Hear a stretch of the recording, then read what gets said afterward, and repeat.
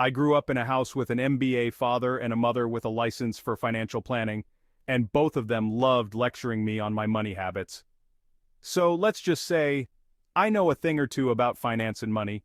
Through childhood teachings from my parents and my own experiences as an adult, I've learned to recognize my bad money habits and break free from them. So, in this video, I'm going to share with you 8 of the most common bad money habits that hold people back and tips on how to break out of them.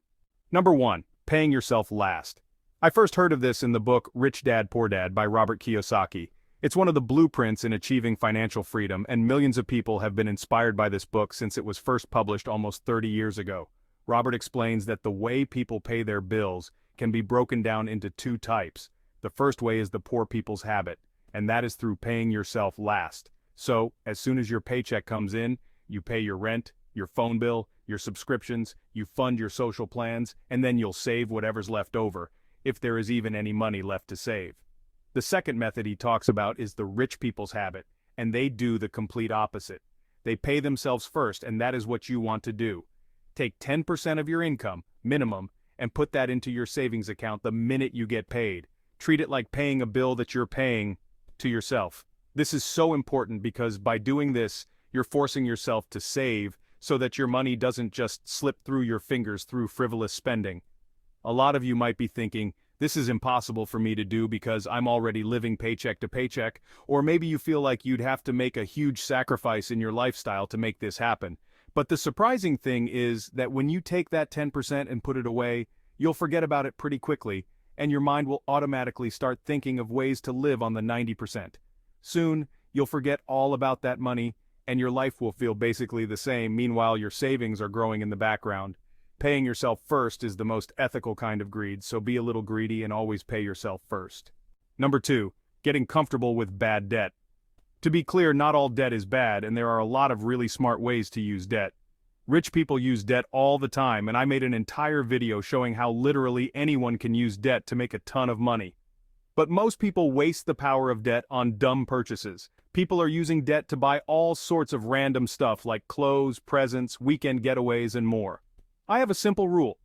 If I don't have at least 5 times the price of whatever I want to buy saved up, I don't buy it. So if the new iPhone costs $1,200, I won't even think about buying it unless I have at least $6,000 in the bank. Just to be clear, it needs to be your own money, not debt. So don't just borrow $6,000 from a credit card, transfer it into your bank account and order the phone. Remember, credit card companies want you to be bad with your finances because that's how they make money.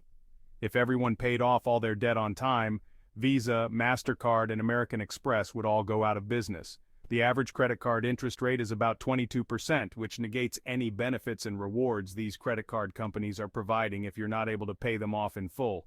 But if you truly don't have the self-control to avoid bad debt, just stop using credit cards. The no-debt Dave Ramsey approved route would be the best thing you could ever do for your finances. But if you have some willpower, then just be responsible and avoid any kind of bad debt. Number 3, not having a stockpile. This actually ties to the first point of paying yourself first. If you consistently pay yourself first, then over a period of time, you should have a decent amount of money saved up in the bank. The general rule, according to most financial experts, is to have enough money piled up to cover your basic living expenses for 3 to 6 months in case of an emergency. Emergencies could include things like sudden expenses, such as a broken bone and an expensive hospital bill, or a damaged car, or any number of different things that could pop up. But the biggest and most common financial emergency for most people is losing their job, especially in this economy. That's why personally I think saving 6 months worth of expenses should be the goal for most people. This is because it's not uncommon to need up to 6 months to find a new job, even if you're actively applying every day. And the last thing you want during an already stressful job hunt is to worry about running out of money to pay the bills. Number 4, not knowing your income and expenses. This is a problem you need to solve right away if you want to get your finances in order. Just like going to the doctor, your finances also need a complete checkup regularly. There's a famous phenomenon called lifestyle inflation that could be keeping you poor without you even realizing it. Lifestyle inflation is when your expenses go up as your income goes up. This is a vicious cycle that can be really hard to get out of. Let me give you a simple example of lifestyle inflation in action. Jake got a job earning $40,000 a year. He lived in a shared apartment and drove an old car. When he got a raise to $70,000, instead of saving the extra money, he rented a fancier apartment, got a new car, and started eating at expensive restaurants. Soon, even with the higher salary, he had no savings left each month. His spending went up as his pay did.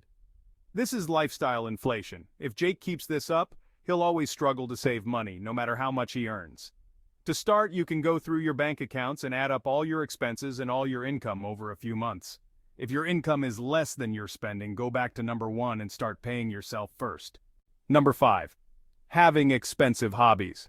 We all have hobbies, but not all hobbies make your bank account cry.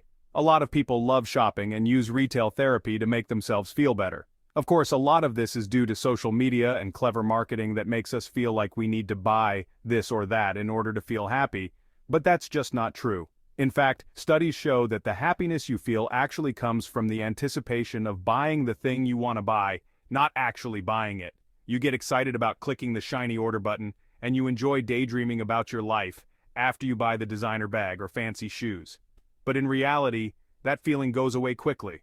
What doesn't go away is the damage you did to your finances, so be mindful of your spending and remember hobbies don't have to cost a lot. A peaceful walk in the park with a friend or loved one can make you happier than a fancy bag ever can, and it's free. Number 6. Focusing only on saving. Fundamentally, there are only 2 ways to build wealth: save more money or earn more money.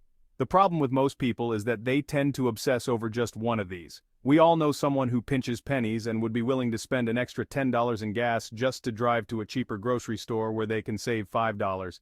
And we might also know someone who is obsessed with climbing the corporate ladder or starting a profitable business but can't hold on to any money they make. Ideally, you want to do both. You want to save a larger percentage of your income while also working to actively increase your income. Remember, there is a limit to how much you can save, but there's basically no limit to how much you can earn. Number 7, paying too much taxes. Oh boy, I'm about to ruffle some feathers today, but hear me out. Jeff Bezos didn't pay income tax from 2016 to 2018, and Warren Buffett paid only $23.7 million in taxes between 2014 and 2018, despite his wealth increasing by $24.3 billion during that time. And no, they didn't hide all their cash in Swiss banks to make this happen. First, when it comes to non-salary related income, only profit is taxed. That means that while you can report a very high revenue at the end of the year, you can also offset the amount of taxes that you owe by reporting a very high total amount of expenses. Let's take the example of Jeff Bezos, who, in 2007, paid $0 in federal income tax, according to ProPublica's investigation. That year, Amazon stock nearly doubled, and Bezos reported $46 million in income, mostly from interest and outside investments. That entire amount was offset by various expenses. Second, when it comes to stocks, you only pay taxes on a stock once you sell it, a capital gains tax on the profits. But billionaire tech giants hold on to their stock. This is called unrealized gains, and Silicon Valley fortunes are built on them. So if you want to legally pay lower taxes, you should speak to an accountant or lawyer and consider registering yourself as a business. Number 8, waiting too long to invest. What's the number 1 excuse people give for not having any money invested? I don't earn enough to invest. I'll start investing once I make so-and-so amount of money.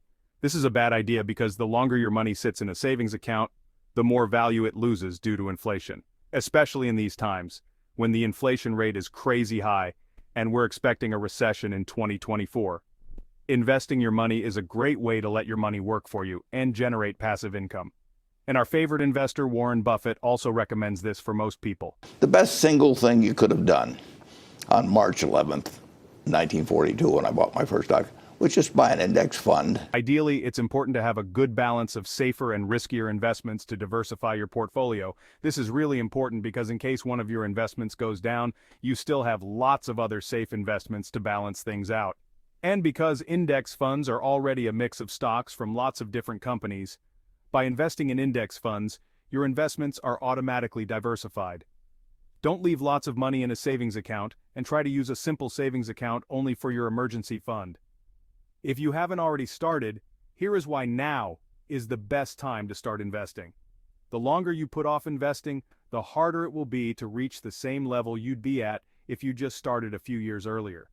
But if you don't want measly 8% returns, which is what you can expect from a standard index fund, you'll need to invest in individual stocks. Lucky for you, you won't have to spend hundreds of hours going through thousands of different companies. You can try the Insider newsletter. Professional money managers will do all the research for you and share their findings and top stock recommendations every week. I use it myself and highly recommend it. For a limited time, you can try it for just $1 using the link in the description.